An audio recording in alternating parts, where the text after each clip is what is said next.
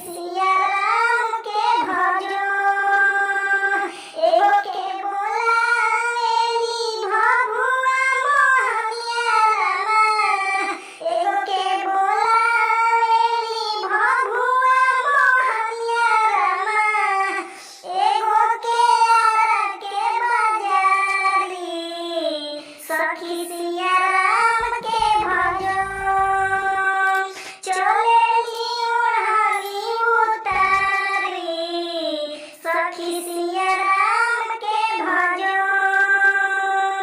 चाट छोला खाते रहली जाई के बजरिया में, चाट छोला